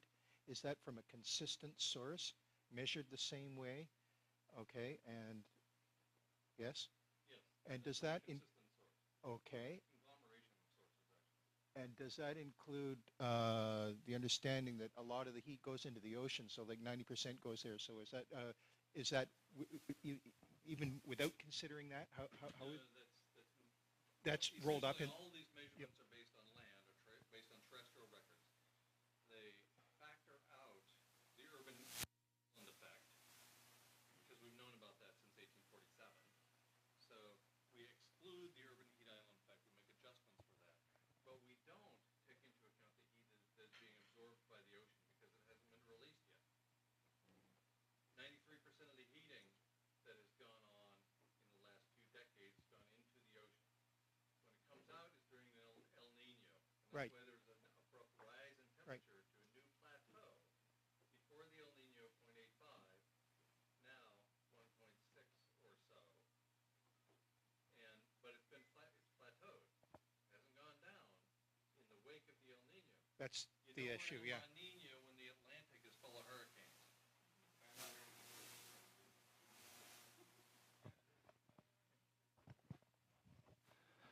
Thank you. Anybody else? No, go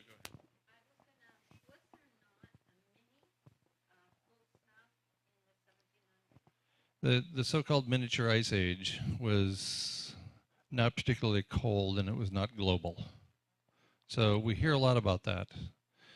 If this video appears on YouTube, I'll hear about it a lot.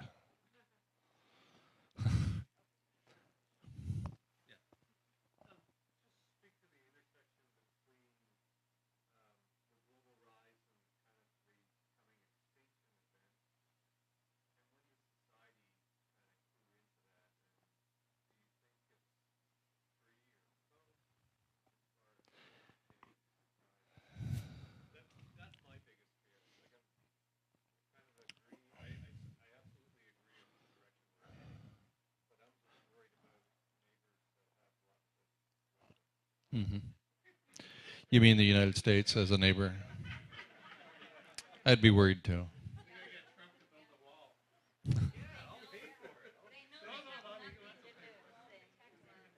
You know, and I suspect this is a primary reason that government officials are not telling you anything, because they don't want to spark a stampede. Business as usual is the way to make money and to keep the masses pacified. Civilization is the new religion. So taking issue with the settled living arrangements is not going to be well received, and no politician is going to promote anything otherwise. Little changes here and there around the edges.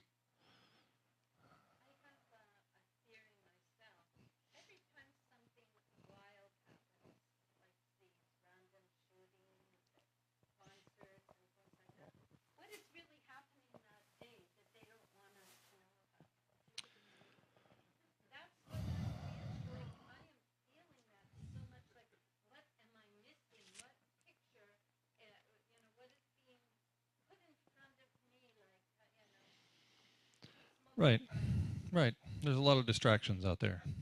A lot of them are purposeful distractions.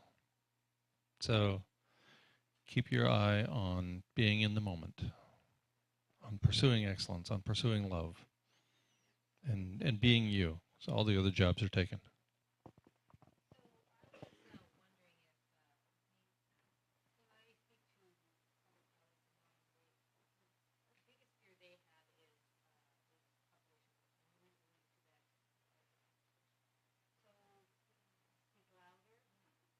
I'll repeat the question.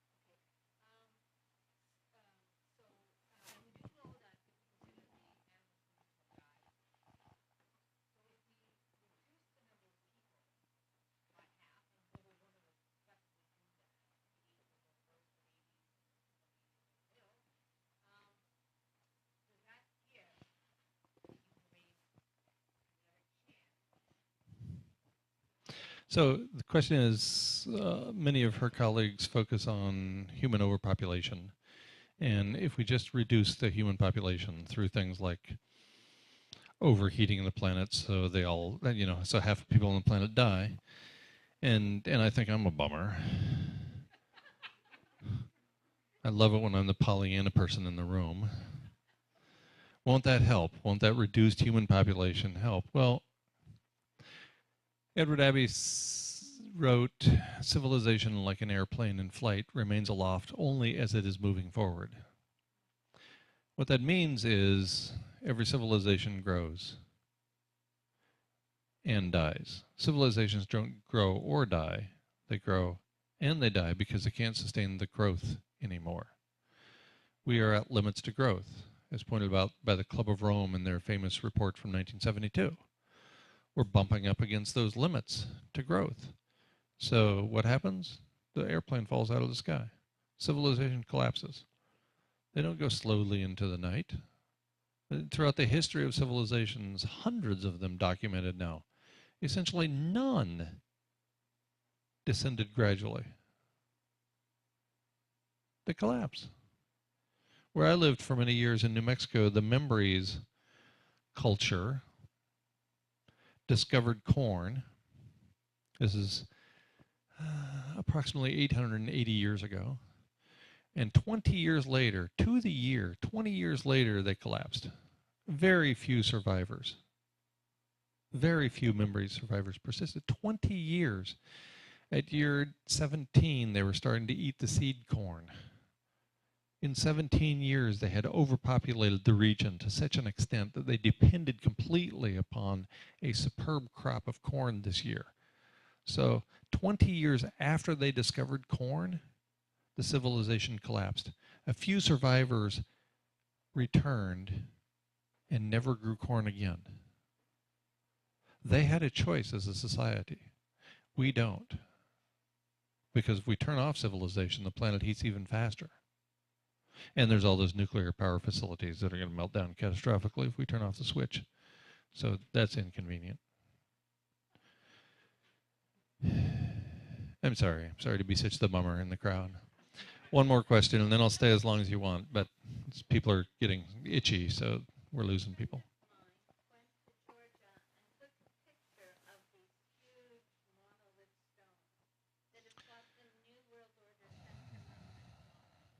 The Georgia Guidestones. Mm-hmm.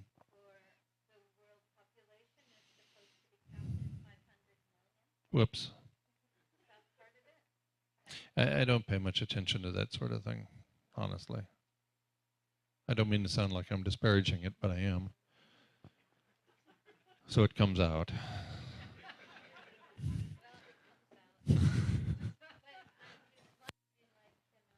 We can look back through all of these so-called prophecies, including the Christian Bible and the Quran, blah blah blah, all these other things that, depending upon how you interpret them, tell us how to live. And I think you'd be hard pressed to find any of them that tell us to do this. Any of them. Sometimes there's a woman of a certain age who sits next to me on a plane. The poor woman is trapped in the window seat, and I got the aisle. And she invariably brings up abrupt climate change leading to near-term human extinction. It's surprising how many people know about this. It's always this woman, she's about 70 or 75, and as soon as I sit down, she says something like, "Hello, how's your day?" Which to me is code for please tell me about abrupt climate change. Maybe it's just the way I hear things, I don't know. And so we have this conversation, and she invariably tells me that God wouldn't let that happen. God would not let us go extinct. And I point out that the universe is 13.8 billion years old, and our species is 300,000 years old, and the universe has been really, really patient if this is all about us. And besides which, do you think God is going to be all that impressed when he comes back and looks around and sees what we've done with the place? You know, I think it was in Genesis that it was pointed out we're supposed to steward the planet. Last time I read, steward was not anonymous with fuck it up. So, I'm sorry. There, I dropped another F-bomb right when I was talking about God and the Bible. No lightning yet. One more question, yes. Please do.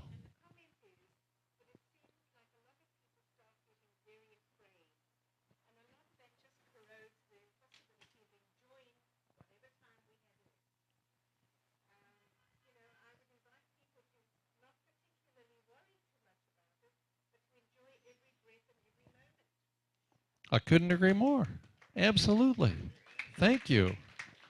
Remain calm. Nothing is under control. Fear and hope, the twin sides of the I don't know the future coin. So I'm going to fear the future. I'm going to hope for something to happen. No. Let's live here now. Let's take right actions, respect, and act kindly the people around us. We could do worse than that. I have most of my life. Thank you all.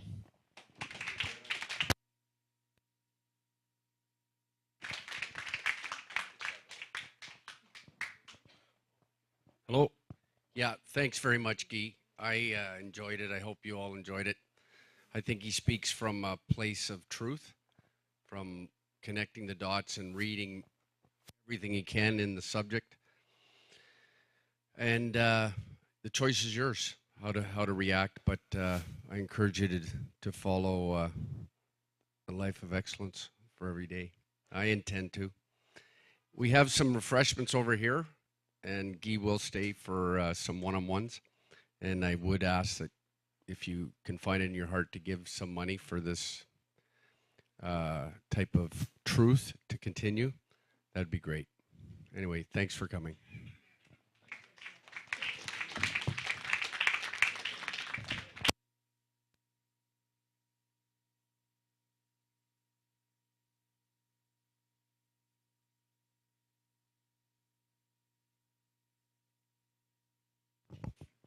If you happen to find yourself at the blog guymcpherson.com, you will discover that there is a workshop called Only Love Remains, for which we are accepting participants. And that is Saturday and Sunday. Saturday morning and Sunday pretty much all day. Check it out. If you're interested, you've heard about it. Thanks.